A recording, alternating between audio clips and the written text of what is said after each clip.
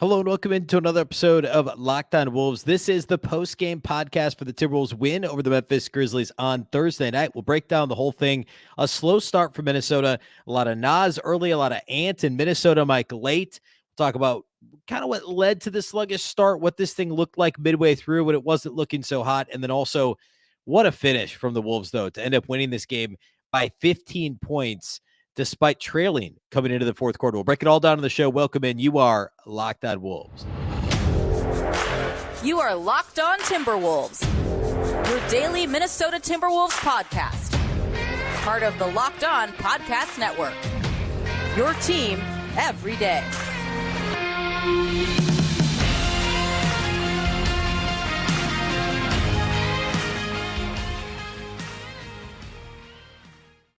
Hello and welcome to the Locked On Wolves podcast, part of the Locked On Podcast Network, your team every day. My name is Ben Beecken. I'm the host of Locked On Wolves. Today's episode is brought to you by Prize Picks, the easiest and most exciting way to play daily fantasy sports. Go to prizepicks.com/LockedOnNBA and use the code, all lowercase, LockedOnNBA for a first deposit match up to $100. Happy Friday, everybody. Happy weekend.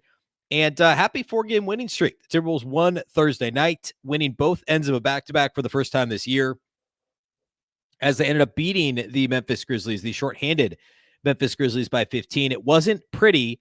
The end of the game was pretty. I think we could say that. But we'll go kind of blow by blow here. I'll give some key takeaways, my overall thoughts from this one. A big thank you, though, here first off the top for making Locked On Wolves your first listen every day. Of course, this show is free and available everywhere. That includes YouTube as well as all of your favorite audio platforms. You can also watch the show on the Locked On Sports Minnesota app on both Roku and Amazon Fire TV. And you can follow on X at Locked On T-Wolves and also at Beecken with two B's, two E's, C-K-E-N. Of course, your episode before this is the postcast from last night. I actually hosted the postcast, which is not typical. I've hosted, 6 or so this year. I hosted the postcast, had Tyler Metcalf from Canasupis on. Usually that streams live following the games on Locked On Sports Minnesota on YouTube. Had a bit of a hiccup Thursday night, so we actually streamed it live on our YouTube channel, Locked On Wolves YouTube, and then the audio is always here in the feed. So check that out if you missed it to get Tyler's perspective. I'll expand a little bit on some of our conversation from that show here on this show today. And then after, like, for instance, Wolves Thunder Saturday night, that'll be Jack Borman, the editor-in-chief of Canasupis, joining Luke Inman of Locked On Sports Minnesota. That'll be live on that YouTube channel. But again, the audio right here, if you're listening, wherever you listen to podcasts, you'll be able to find that postcast audio here this weekend as well. All right. So this game, of course, Memphis has no Ja Morant. Of course, they still have no Desmond Bane. Obviously, no Steven Adams all year for them. Jaren Jackson Jr. had been questionable for a couple of days. He played, though, and the Grizzlies also had Santi Aldama, which was notable for this game as well. He had good moments early. Also, Luke Kennard, who didn't play. I don't believe he played in the last matchup between these teams. So all those guys played a role in this game. This was sloppy early. Like, the Wolves got down quick. They were down 24-12 very early. Naz Reid comes into the game and is just a whirling dervish of offense, as he so often is. A complete jolt, gets the crowd involved, hits a couple of threes, hits his first three-point attempt, as he always does. I think he made his first 4 shots from the field, hit a tough layup in the paint, and the Wolves end up tying this thing at 30 at the end of the first quarter. But the second quarter is completely sloppy. Midway point of the second quarter, the Wolves already have 10 turnovers on the night, and they finished with, I believe, 18. I guess they only finished with 14, but they had 10 of them in the first 15 minutes of the entire game. And then only 4 the rest of the way over the final, 25, 30 minutes of the game, 30 minutes of the game. So they really front loaded their turnovers in this one, which obviously ended up working out. But can we just not? I mean, a couple of them were the silly, well, they always are, right? Like, so many of them are always are usually of the silly variety. Like, it's very rarely just a bevy of forced passes into the, there's a couple here and there, but the pass out of bounds and the dribble off your foot and just silly things like that. And then for the final 2.5 quarters to only turn it over twice, after turn it over 10 times in the first quarter and a half, not even, is I don't know. It's mind-boggling, really. But anyway, midway through the second quarter, the Wolves offense is still very sloppy. Jaren Jackson Jr. was an absolute superstar in the first half of this game. He had 21 points by halftime. At halftime, Naz Reid was the only Timberwolves player that had double figures. He had 13 points at halftime. Ant had 2 points. Cat, I think, had 3 or 4 points. Nobody else was in double figures. It was just Naz. And the Wolves ended up being down by 5 at halftime. They were down 55 to 50. By the way, I should say this, like, to kind of sort of set the stage in a way. Even with the guys that were missing, Memphis is still a top 10 defensive team in the league. They're not a top 10 offensive team, especially without John Morant and Desmond Bane. And add in, like, I mean, Derrick Rose is missing too, right? They're 29th this season in offensive rating. I mean, John Morant played in 15 games too. Like, he played in 15 of their, 40-ish games. Or I'm sorry, he played in 9 of their, that was off by a little. 9 of their 40-ish games. And they've only gotten 17 games from Luke Kennard. They've gotten 0 games from Steven Adams. Sure. But, and I should also mention they didn't have, of course, Marcus Smart has been out now for a week or so. So, like, they're really bruised and battered and shorthanded. It's still a top 10 defense. It's a bottom 2 or 3 offense in the entire league. So, scoring 50 points and a half, that's fine. You shouldn't be giving it 55. And the defense was bad throughout. I mean, Rudy had a couple nice moments in the first half. He had the big block on Santi Aldama that said something to him. Aldama didn't care for it. There was a little bit of a back and forth.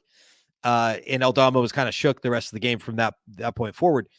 But for the most part, the perimeter defense was reminiscent of what we saw for chunks of the Detroit game on Wednesday night. It wasn't very good. The interior defense was spotty at best. Cat struggled. Neither Cat or Rudy could stay in front of Jaren Jackson. I mean, Jackson was hitting threes, which was kind of, a little bit unexpected. Not entirely unexpected, but the Wolves obviously would rather hit, like, he shoots more than 5 a game, but he's only 33% from deep.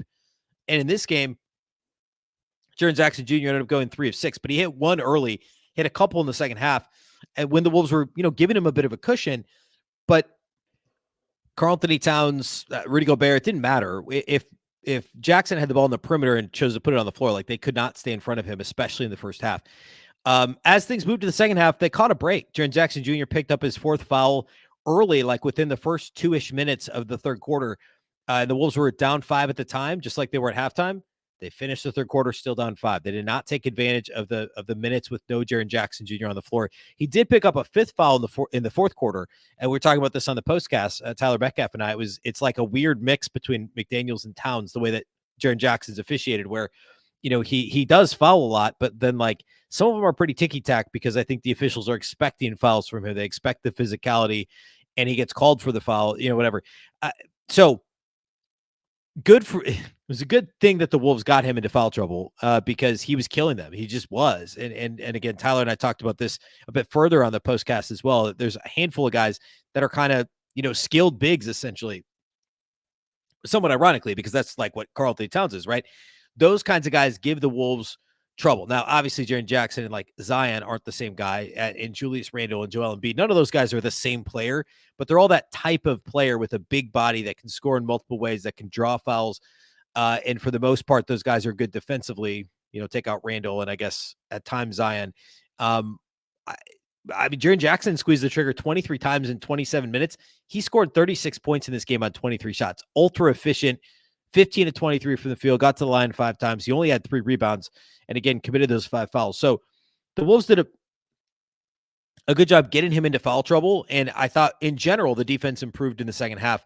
Like, third quarter, I thought the interior defense was much better. Rudy started to have that effect that we're used to seeing him have on opposing teams, where it was like, they like flying too close to the sun. As soon as they start to get close to the paint, it's like, oh, Rudy's in there, and they veer off. We weren't seeing that in the first half, and that was partly due to Jaren. I mean, like, it was, as much as I hate to admit it, like, I mean, Charles Barkley talked about this at halftime, like, teams that spread the Wolves out, in theory, could have success driving to the basket, and that's a whole other topic, and I've talked about this before, and I think the Jazz losing to the Clippers in the playoffs a couple years ago, like, that's not the same situation, because the Wolves want, like, the Wolves, first of all, I don't want to go too far down that path. The short version is, of course, the Wolves have far superior perimeter defenders to those Jazz teams with Rudy and Conley and Donovan Mitchell and those guys. But also, like, not very many teams have bigs like true bigs like Jaren Jackson Jr. that can hurt you from every level. And apparently now also are adding, the ability to facilitate offense, put the ball on the floor and drive like Karl-Anthony Towns. There aren't that many teams that have those types of players that can truly spread the Wolves out defensively. And credit Taylor Jenkins, there were a couple of sets, even late, where they drew Rudy out of the paint and were able to kind of tuck in behind him and score. For the most part, though, teams aren't able to do that and won't be able to do it consistently. But the Grizzlies did a little bit of that in this game. But then as the game wore on, like I was saying, like third quarter into the fourth quarter, that wasn't an issue. And then by the fourth quarter, this was typical lockdown perimeter defense for Minnesota. And Memphis ends up scoring just 17 points in the fourth quarter. We'll talk about the overall stats later, but like shooting 46% for the field is fine, but the Wolves ended up shooting 55% for the field. The Wolves did a good job overall forcing turnovers, not allowing them to get to the line too often. Like it ended up okay because that fourth quarter was so suffocating. But there were moments in the first three quarters that were brutal defensively for Minnesota. It's just, once again, they locked in when they really needed to late. All right, a couple of key takeaways, then we'll get to individual studs and duds. We'll do all that here next. Today's episode of Locked On Wolves is brought to us by our friends at eBay Motors. Our partners at eBay Motors have teamed up with Locked On Fantasy Basketball host Josh Lloyd to bring you some of the best fantasy picks each week all season long. Whether you're prepping a daily draft or scouting the waiver wire every week, we're going to provide you players that are guaranteed to fit on your roster. So let's see who Josh has picked out for us in this week's eBay's Guaranteed Fit Fantasy Picks of the Week. One of his picks is none other than Jase Jackson of the Memphis Grizzlies. I will not recommend Gigi. He scored, I believe, 1 point against the Wolves in this game. Is that right? Yeah, he had 1 point, 0 of 3 from the field in 10 minutes against the Wolves. Rough after he had a big game on national TV earlier this week. I will instead recommend Aaron Nesmith. Nesmith's role should be more secure in Indiana with Bruce Brown gone now, going out in that trade. And his shooting and defensive value is important for fantasy managers. So check out Aaron Nesmith of the Indiana Pacers. Josh Lloyd from Locked On Fantasy Basketball is going to help you win your fantasy championship. And eBay Motors knows a championship team is about each player being a perfect fit. It's the same with your vehicle. My first vehicle, a 95 Mercury Tracer, awesome car. I loved it. I didn't really know what I was doing because it was my first car, and I don't believe that at the time eBay Motors exist. If if I'd been a little more proactive, I guarantee you I could have kept that car running a little bit longer, kept it in a little bit better condition. And I'll tell you what, eBay Motors is where I'm going to go now if I need anything for my current vehicle. With over 122 million parts for your number one ride or die, you can make sure that your ride stays running smoothly. Brake kits, LED headlights, roof rack, bumpers, whatever your baby needs, eBay Motors has it. And with eBay Guaranteed Fit, it's guaranteed to fit your ride the first time, every time, or your money back. Plus, at these prices, you're burning rubber, not cash. Keep your ride or die alive at ebaymotors.com. eBay Guaranteed Fit only available to U.S. customers. Eligible items only. Exclusions apply.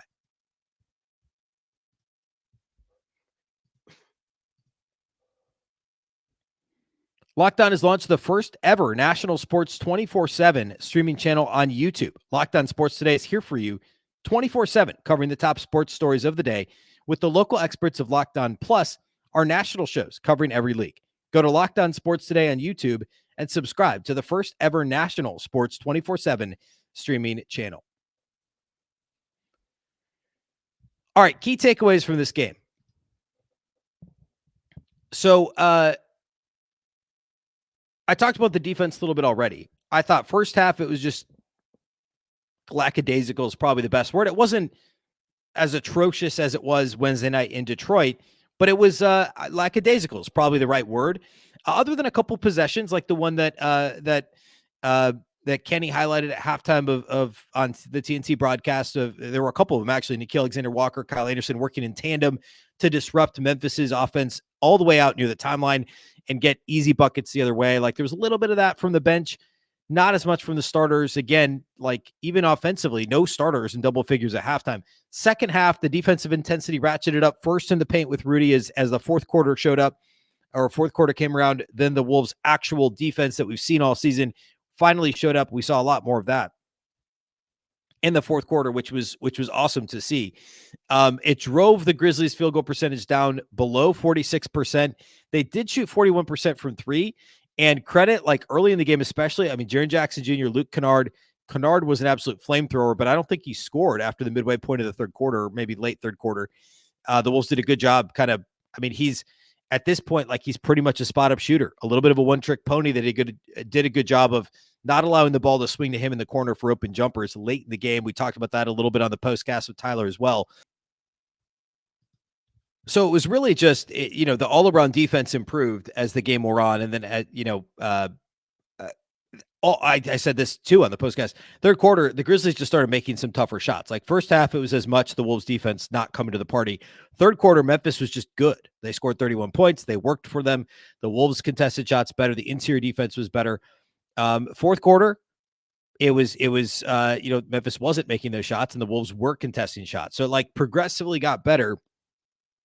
And I alluded to this early in the show. Like, there were plenty of factors for the Wolves, like second night of a back-to-back, traveling. Let's also not forget, I mentioned this in passing, Memphis is a top 10 defense. Memphis, like, I know, obviously Marcus Smart being out hurts that. Desmond Bane being out hurts that a little bit. But, like, this is still a well-coached team. Like, Taylor Jenkins is a really good coach. This team played well. This isn't like, the Spurs throwing Jeremy Sohan out there and making him run point forward. Like, Jaren Jackson Jr. is not Jeremy Sohan. Like, the Grizzlies are not the Spurs. Like, I know that they've got a losing record. This team won 51 games last year, even without John Morant and Desmond Bane. Like, there were rotation guys from last year's, even besides Jaren Jackson Jr., like, you've still got rotation guys. Kennard being one of them. Santi Aldama was a rotation guy last year, started 20 games for them. John Conchar, like, they had guys who played that were rotation guys on a 51-win team last season. So, this win, ultimately being by 15 points, is a good win. Sure, you'd like your team to show up earlier than the fourth quarter or late third quarter, whatever. But a win is a win is a win. I don't know. I was impressed overall with the way things came together, because it also wasn't just like they squeaked it out at the end, kind of like the Detroit game felt like that a little bit, even though it was maybe not as close as the final margin of 7 or whatever it was. This game maybe was a little closer than the final margin of 15, but it was still pretty decisive in the fourth quarter. This was hey, we're going to put our foot down. We're going to make a statement. We're going to end this game now. And I thought that they did a really good job doing that. I want to talk about some individual players. I guess one more broad note related to the rotation. Short minutes for Kyle Anderson. He only played 15 minutes in this game. Jordan McLaughlin saw, again, first half rotation minutes, but not second half rotation minutes, which is notable. It's the same thing that happened in Detroit. Karl-Anthony Towns only played 29 minutes in this game, and he was not in foul trouble. It was a weird cat game, because at moments, like, he had a couple of very nice passes late in the game. He had one off of a sideline out of bounds play, or a baseline out of bounds play, actually, where it was almost a touch pass where he caught it, swung it immediately to Ant, popped under the basket for an easy lay-in late in the game as the Wolves were kind of trying to salt the game away. Like, 14 and 7 on 12 shots is a pedestrian Towns game, especially for a game he's not in foul trouble. I thought he was fine, though. Like, he had a lot of shots go in and out. He had a couple of layups go in and out. He had at least 2 threes go in and out. He ended up 2 of 5 outside the arc, which is, of course, fine. So I didn't think it was a bad cat game. It was just a quiet cat game. And he struggled defensively on Jaren Jackson Jr. But again, a lot of people do. Jaren Jackson Jr. is really, really good. All right, let's put a bow on this one by talking individual studs and duds. I want a quick peek ahead at the Wolves Thunder game Saturday night as well. We'll do all of that here next.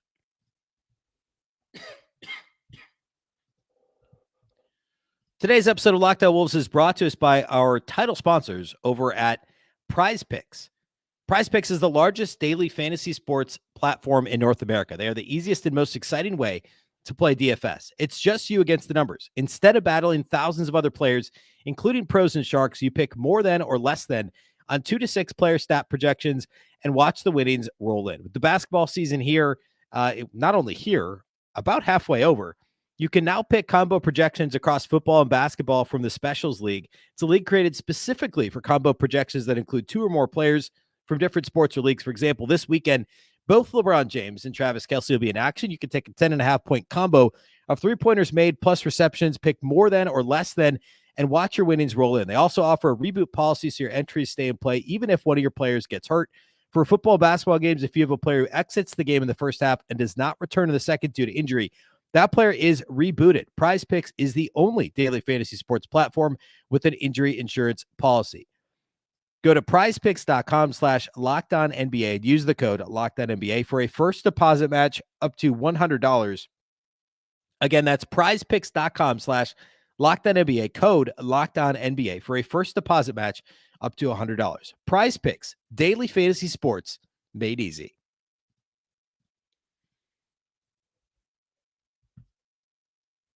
All right, let's close with individual studs and duds here today. Like obviously studs, Anthony Edwards, I haven't really talked much about his game yet. We spent a bit of an extended time talking about him on the postcast, Tyler and I, so go check that out. But 28 points on 11 of 19 shooting. Again, he had 2 points on, I think, 1 of 5 at halftime, which if that's right, and I'm pretty sure it is, he went 10 of 14 after halftime, ended up just 1 of 6 from outside the arc. He missed the 3 very late in the game, had a kind of a heave at the end of the first half, but he also, the one he made was like an impossible crossover step back and, the left slot, like in front of the Wolves bench. It was just a nutso shot that he made. Shouldn't have taken it, but he did, and he made it. He also had 5 boards, 5 assists, the 3 turnovers in 34 minutes. Like, that's fine, given the 5 assists and given the efficiency shooting the ball. And one of those was like a classic early in the game, classic Ant dribble off his foot for no reason. He does it seems like once a game. Overall, Ant played really well in this game. And of course, most of it was second half. Almost all of it was second half. But that's what matters, right? I mean, as long as he puts together, I don't want to be one of those people that's like, he does it when it matters towards the end. Because obviously, like, all 48 minutes actually do matter equally. This game was the rest of the Wolves were able to keep this game close. Like, the first half, that was mostly Naz, Rudy defensively. And then it was like, okay, it was time for Ant to kind of to figure it out. Like Conley had the lob the alley-oop, the play call that was a lob to Ant for the dunk. Ant had his own self alley-oop off the backboard when he pump faked, got stuck. I think it was Tillman. He got in the air and then threw it off the backboard to himself and dunked it, which no doubt you've seen on X or wherever a million times already, which was a fantastic play. He had a mid-range jumper right after that. He had an and one mixed in there. Actually, I think the and one might have been his first shot where he had been in pick and roll, had a lob to Rudy, had a pass to somebody else for a bucket. And then it was like the Grizzlies started to kind of play the pass a little bit. And then at that moment, Ant flipped a switch and it was and one layup, alley-oop dunk, mid-range jumper, get into the paint again. Like, just a clinic all of a sudden out of nowhere from Ant. And it ends up being a really, really strong game for him. Another stud, Rudy Gobert, plus 20 in 39 minutes in this game. The Wolves only had, I guess Naz was a plus 16 off the bench. But anyway, Rudy had 17 points on 5 of 10 shooting. He went 7 for 10 at the free throw line. I think he made his first maybe 6 free throws there. 7 of 10 at the line, 10 boards, 4 assists, 6 blocks in this game, which tied a season high for him. And 3 turnovers, 2 of which were 3-second calls in the first quarter of this game. Offensive 3-second calls. So again, 17 to 10, 6 blocks, 4 assists for Rudy. I would say one of his better games here recently. And even though he got, postered a couple of times by Jaren Jackson, there's no shame in that. There's no shame in Jaren Jackson scoring 36 points because Rudy also had some really impressive defensive plays. And by the way, he wasn't exclusively guarding Jaren Jackson Jr. in this game either. He basically took Aldama out of the game after that block. I mean, Aldama had 13 points, but it took him 14 shots to do it. He was scared after that early block from Rudy. He was just kind of scared the rest of the game of going in the paint. Gobert was fantastic. He was really, really good. He got that. I don't know how he didn't get credit for a steal. I guess because maybe he didn't fully have possession when he was fouled by Kennard, but he poked the ball away mid-fourth quarter. And Kennard just grabbed his arm at midcourt to try and keep him from getting out on a fast break. So just tons of defensive brilliance and strong offensive play from Rudy in this game as well. I guess I'm going 4 studs. I don't know. I do this sometimes and just, it doesn't matter. Naz gets a stud, 20 points off the bench, 8 of 13, 4 of 5 on threes. Besides that just being a really good line, like if he doesn't pour in those points at the end of the first quarter, doesn't get to 13 points in the first half, like may be dramatic, but I mean, does this team win this game? I'd like to think they still would, and I think they probably would, but like if Naz has like a ho-hum first half, they're probably down double figures at halftime. Almost certainly would be down double figures at halftime. The crowd's probably just completely sitting on their hands at halftime. But Naz was huge early in this game. He had 13 of his 20 in the first half. He had, I think, I think it was 8 in the final couple of minutes of the first quarter. Again, 4 or 5 outside the arc, like just a really strong performance. Added a couple of steals, 3 boards, 1 assist, 1 block, 0 turnovers in 24 minutes. A strong Naz game. My fourth stud is Mike Conley. He was awesome. 17 and 10, 4 rebounds, 2 steals, 0 turnovers. Big goose egg. 10 assists, 0 turnovers. 7 of 11 from the field, 3 of 6 on threes. A rare Conley game where he shot almost as many 2-point attempts as 3-point attempts. He shot like roughly, I don't know, between 2/3 and 3, like around 70% of his shot attempts this year have come from outside the arc, and he shot 5 twos in this game, making 4 of them. A fantastic Conley performance, knocked down a couple of threes late to put this game away for the Wolves. No real duds.